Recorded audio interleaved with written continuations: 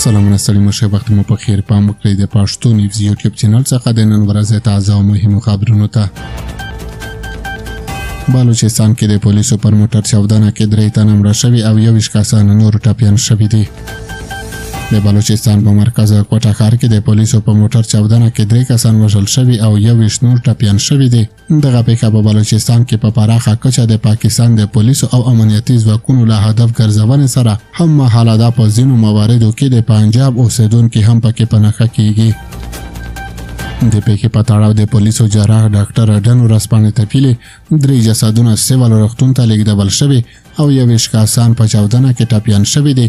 په ټپیانو کې 4 پولیس هم شامل دي. د بلوچستان د حکومت ویان شاهد آرند ویلي چې چاودنه د پولیسو موټر ته نږدې شوې او د چاودنې ډول لا هم نه دی مشخص شوی.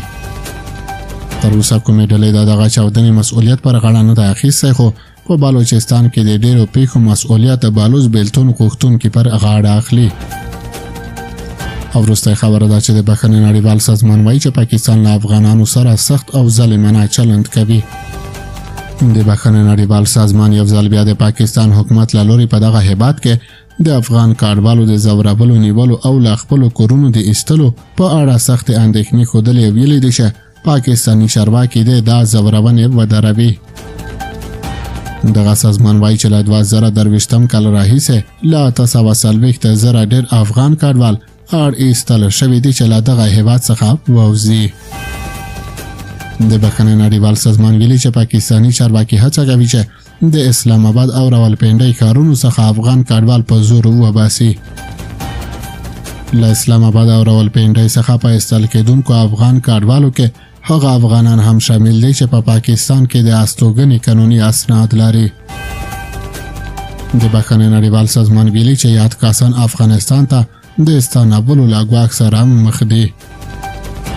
د بخښنې نړیوال سازمان ویلي چې پاکستان له افغانانو سره سخت او ظالمانه چلند کوي او د ګڼو افغانانو ژوند له ګواښ سره مخ دی.